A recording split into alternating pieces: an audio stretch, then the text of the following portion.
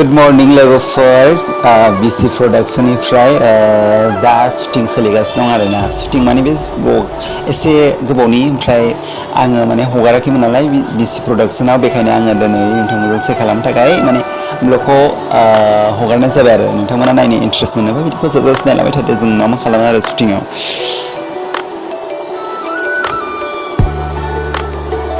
ओमफ्राय नै माने शुटिंआव थाङैनि सिगां एसे देलायबाय माने हनै एक्ट्रेसखौ मालाय सासेया एक्टर सासेया माने खानाय फोरायना होदों माने खानाय फोरायग्राया माने दाम खमनि नालाय खानाया रानद'आ आरो ओमफ्राय नै जों दा खान्थाल जानो नागिरदों आरोना ओमफ्राय ओरैबायदि गोथाव खान्थाला गोदैमोन नालाय बेखायनो जोङो बाजारनिफ्राय बायनासो लाबोदोंमोन आरो ओमफ्राय जों दा न'आव जादों आरो ओरैबायदि गोथावमोन ओमफ्राय बिसनायावसो लानानै जाबावो जोंहा खान्थालखौनो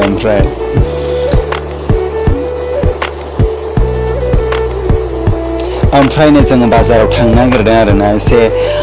बेलासिनि माने मेथाइ जाहैनो ओमफ्राय बेखौनो नोंथांमोनजों एसे ससे शेयार खालामबाय शुटिंनि सिगां आरो ओमफ्राय नै दा बेखौ बयलार आलु संबाय आरोना ओरैबायदि गोथाव संखादों आङो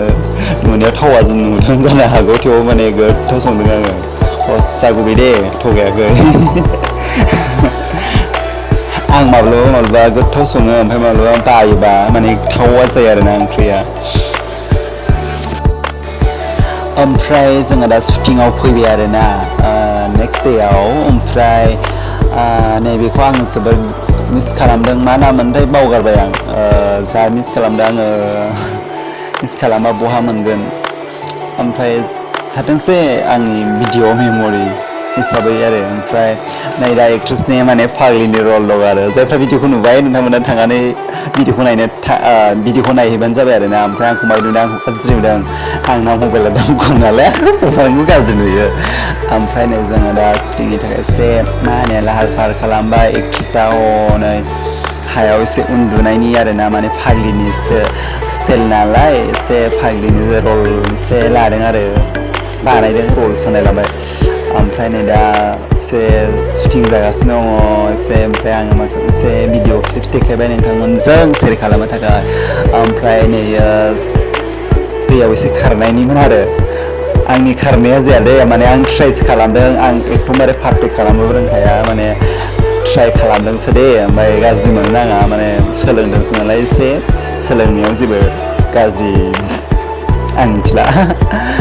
अन्थायाव खारै खारै आथिङा साजोब्बायमोन आंना ओमफ्राय आं भिडिअखौ एसे गोख्रै होनाय जादों आरोना एसे स्पिड होनाय जादों ओमफ्राय भिडिअआ लाउद्रायगोन नालाय बेखायनो आङो ओमफ्राय जाया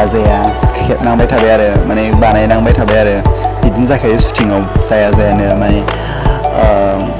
नोंथांमोना मिथिखागोन जायफ्रा शुटिं गाफेरबाय भिडिअ खालामो मिथिखागोन आरो ओमफ्राय जों दा थांफिनसै आरो न'आवहाय शुटिंआ जोब्बाय नालाय बेलासिबायबो ओमफ्राय नै सासे फंबाय माने लोगो आरो ओमफ्राय जों दा थांगासिनो दं आरो नायलांबाय थादो थेवबाबो ससे दंबावो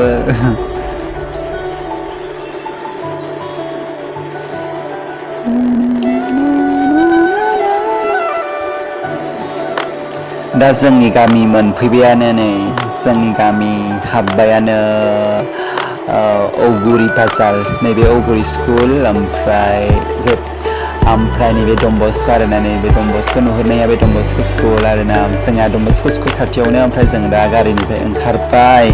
ओमफ्राय जों दा न'आव थांसिगोन आरो ओमफ्राय जायफ्रा नायनो मोजां मोनदों थेंक इउ ओमफ्राय जायफ्रा आंनि Pwisi प्रडाक्शनखौ दाबो साबस्क्राइब खालामाखै अननानै बयबो साबस्क्राइब खालामनानै लाबानो जाबाय ओमफ्राय बेबायदिनो जों गोदान भिडिअ लाबोबाय थागोन नोंथांमोना नायबानो जाबाय आरो जोंनि ब्लगफोरखौ जोंनि भिडिअफोरखौ ओमफ्राय नै अक्ट'बराव जोंनि गोदान मोनसे भिडिअ फैगासिनो दङ नोंथांमोना नेनानै थाबानो जाबाय आरोना थेंक इउ स' माच आंनि भिडिअखौ जोबजासे नायनायनि थाखाय लाभ इउ अल ओमफ्राय जायफ्रा नोंथांमोना दाबो साबस्क्राइब खालामाखै नायदोंल' भिडिअखौ नोंथांमोना थांनानै साबस्क्राइब खालामबानो जाबाय थांनानै नङा माने साबस्क्राइब खालाम आरोना ओमफ्राय आरो लोगोफोरजों शेयार खालामना होबानो जाबाय जायफ्रा मोजां मोनो ओमफ्राय मोनसे खोथा नै बिनि बार्थडेमोन दे ओमफ्राय बार्थडेआव आङो ब्लगखौ हगाराखिसै बेनि बार्थडे जोबनानै हगारबाय बार्थडेआ थांग'लायलांबाय आरो मा लांखायावनो